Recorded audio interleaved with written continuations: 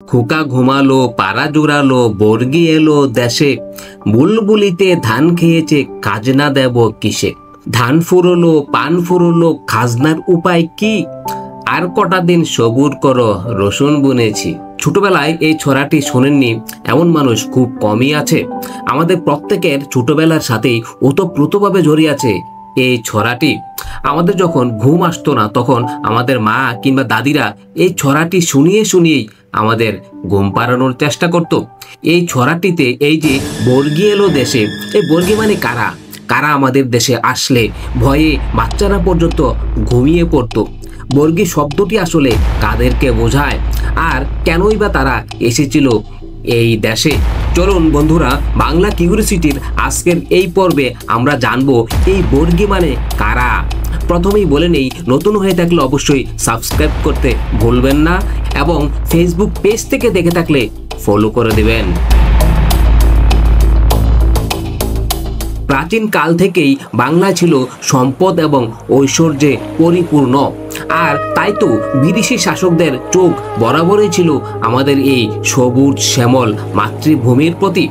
নিজেদের প্রয়োজনে কখনো তারা এ দেশ শাসন করেছে, কখনো বা চালিয়েছে লুটতরাজ। আর বর্গি তেমনই এক ভিনদেশি দস্যু দল যারা একসময় লুটপাট চালায় আমাদের এই বঙ্গভূমিতে। বর্গীদের ইতিহাস বলতে গেলে ফিরে যেতে হবে আজ থেকে প্রায় ৩০০ বছর পূর্বে। সময়টা তখন ১৭৪০ সাল। ১৭৪০ সালের এপ্রিল মাসে আলীবর্দী খান সরফরাজ খানকে পরাজিত ও নিহত করে বাংলার নবাব হন। তখন সরফরাজ খাঁর শ্যালক রুস্তম জং ছিল উড়িষ্যার উপশাসক। তিনি আলীবর্দী খাঁর কর্তৃত্ব মেনে নিতে পারেননি। আলীবর্দী বালাসোরের নিকট ফলওয়াইয়ের যুদ্ধে রুস্তম জংকে পরাজিত করেন। নিজের ভাইপোকে উড়িষ্যার শাসক হিসেবে তিনি নিয়োগ দেন। এতে করে রুস্তম জং নবাবের প্রতি আরও ক্ষিপ্ত হয়ে যায় এবং তিনি নানা কূটকৌশল অবলম্বন করতে থাকেন। এক পর্যায়ে তিনি নাগপুরের মারাঠা শাসক প্রথম রঘুজি ভোসলের সাহায্য চান। এই সুযোগে রঘুজিও কটক, পাটনা ও মুর্শিদাবাদ হস্তগত করার পরিকল্পনা করেন। এখানে উল্লেখ্য যে মারাঠারাই মূলত বর্গি নামে পরিচিত ছিল। মারাঠাদের সাহায্যে রুস্তম জং উড়িষ্যার অধিকার পুনরুদ্ধার করেন। এদিকে মারাঠারা বাংলার পশ্চিম সীমান্তবর্তী গ্রামাঞ্চলে ব্যাপক লুটতরাজ শুরু করে। আলীবর্দী খাঁ পুনরায় উড়িষ্যায় এসে রুস্তম জংকে আবার পরাজিত করেন, কিন্তু তিনি মুর্শিদাবাদে প্রত্যাবর্তনের পূর্বেই রঘুজি ভোসলে মারাঠা সর্দার ভাস্কর পণ্ডিতকে অশ্বারোহী বাহিনীর নেতা করে বাংলায় পাঠান। তারা পঞ্চায়েত হয়ে বাংলায় প্রবেশ করে ব্যাপক লুটতরাজ শুরু করে। ১৭৪১ সাল থেকে ১৭৫১ সাল পর্যন্ত বাংলায় নিয়মিতভাবে বর্গিরা হামলা চালাতে থাকে। তাদের উদ্দেশ্য ছিল বাংলার সমৃদ্ধ অঞ্চলসমূহ লুণ্ঠন এবং বাংলা, বিহার ও উড়িষ্যা থেকে যৌথ অর্থাৎ কর আদায় করা। বর্গি বা মারাঠাদের বাস ছিল মূলত ভারতের মহারাষ্ট্রে, তবে এর পাশাপাশি তারা ভারতের গোয়া, অন্ধ্রপ্রদেশ, তামিলনাড়ু এবং কর্ণাটক অঞ্চলেও বসবাস করতেন। ধর্মীয় দিক থেকে মারাঠারা ছিল ক্ষত্রিয় যোদ্ধা। মারাঠা সৈন্যরা কোনো অভিযানে যাওয়ার সময় সবসময় তাদের সাথে একটি ৭ হাত দীর্ঘ কম্বল এবং একটি বর্শা নিয়ে বের হতো। মারাঠি ভাষায় এই বর্ষাকেই বলা হয় বর্চি, যা একসময় অপভ্রংশের মাধ্যমে তা বর্গি নামে রূপান্তরিত হয় এবং আমরা মারাঠাদের বর্গি নামেই চিনি। ১৭৪১ থেকে ১৭৫১ সালের মধ্যে রঘুজি বাংলায় মোট ৬টি অভিযান পরিচালনা করেন। এই অভিযানগুলি বাংলার জনপদের নিকট বর্গি হাঙ্গামা নামে পরিচিত লাভ করে। প্রথম অভিযানটি তিনি চালান ১৭৪১ সালে, দ্বিতীয়টি চালান ১৭৪২ সালে এবং চতুর্থটি চালান ১৭৪৪ সালে। এগুলোতে নেতৃত্ব দিয়েছিলেন রঘুজির সেনাপতি ভাস্কর পণ্ডিত। ১৭৪৩ সালে তৃতীয় অভিযানের নেতৃত্ব রঘুজি নিজেই দিয়েছিলেন। ১৭৪৫ সালের পঞ্চম অভিযান এবং ১৭৪৯ সালের ষষ্ঠ অভিযানের বিভিন্ন পর্যায়ে নেতৃত্ব দিয়েছিলেন রঘুজি এবং তার পুত্র ভানুজি ভোসলে এবং মীর হাবিব। চলুন এবার আমরা বর্গীদের অর্থাৎ মারাঠাদের প্রতিটি বাংলা আক্রমণের বিস্তারিত আলোচনা করব। 1742 সালের এপ্রিলে মারাঠা নেতা রঘুজি ভোঁসলের প্রধানমন্ত্রী ভাস্কর পণ্ডিতের নেতৃত্বে একটি বিরাট সেনাবাহিনী বাংলা আক্রমণ করে এবং সমগ্র বাংলা জুড়ে তারা চালায় লুটপাট। তীব্র সংঘর্ষের পর বাংলার নবাব আলীবর্দী খান 1742 সালের এপ্রিলে বর্ধমানের প্রথম যুদ্ধে এবং সেপ্টেম্বরে কাটোয়ার প্রথম যুদ্ধে মারাঠাদেরকে সম্পূর্ণরূপে পরাজিত করেন এবং বাংলা থেকে বিতাড়িত করেন। বাংলা থেকে বিতাড়িত হয়ে মারাঠারা উড়িষ্যা আক্রমণ করে এবং ওই প্রদেশটিকে দখল করে নেয়। কিন্তু নবাব আলীবর্দী 1742 সালের ডিসেম্বরের মধ্যে তাদেরকে আবার সেখান থেকেও বিতাড়িত করেন। এরপর পরাজিত মারাঠারা বাংলা থেকে সৈন্য প্রত্যাহার করে নেয়। প্রথম আক্রমণ ব্যর্থ হওয়ার পরের মাসেই 1743 সালের মার্চে রঘুজি আবার বাংলা আক্রমণ করেন। মুঘল সম্রাটের সঙ্গে স্বাক্ষরিত এক চুক্তি অনুযায়ী আরেক মারাঠা নেতা এবং রঘুজির প্রতিদ্বন্দ্বী পেশোয়া বালাজি বাজিরাও বাংলাকে রক্ষার জন্য অগ্রসর হন। নবাব আলীবর্দীর অনুমতিক্রমে তিনি রঘুজির বাহিনীকে আক্রমণ করে পরাজিত করেন এবং বাংলা থেকে তাদেরকে বিতাড়িত করেন। 1743 সালের জুন থেকে 44 সালের ফেব্রুয়ারি পর্যন্ত শান্তিতেই বাংলার মানুষ দিন অতিবাহিত করতেছিল। 1744 সালের মার্চে মারাঠারা আবার বাংলা আক্রমণ করে। রঘুজির প্রধানমন্ত্রী ভাস্কর পণ্ডিত এই অভিযানে মারাঠাদের নেতৃত্ব দেন। এই অভিযানকালে মারাঠারা সুকৌশলে আলীবর্দীর সেনাবাহিনীর সঙ্গে সম্মুখ যুদ্ধ এড়িয়ে চলেন, ফলে যুদ্ধে তাদেরকে পরাজিত করা সম্ভব হয়নি। অবশেষে নবাব ছলনার আশ্রয় নেন এবং সন্ধি স্বাক্ষরের জন্য ভাস্কর পণ্ডিত সহ 22 জন মারাঠা নেতাকে তিনি আমন্ত্রণ করে এনে তাদেরকে কৌশলে হত্যা করেন। এর ফলে বাংলায় মারাঠাদের তৃতীয় আক্রমণও ব্যর্থতায় পর্যবসিত হয়। 1745 সালের ফেব্রুয়ারিতে বাংলার নবাব আলীবর্দী খানের আফগান সৈন্যরা বিদ্রোহ করে বসে। এই সুযোগে রঘুজির নেতৃত্বে চতুর্থবারের মতো মারাঠারা বাংলা আক্রমণ শুরু করে। মারাঠারা একে একে উড়িষ্যা, মেদিনীপুর, বর্ধমান ও বীরভূম দখল করে নেয় এবং বিহারের দিকে তারা অগ্রসর হতে থাকে। নবাব আলীবর্দী তাদের বিহার থেকে বিতাড়িত করেন এবং তারা মুর্শিদাবাদ আক্রমণের চেষ্টা করে ব্যর্থ হয়।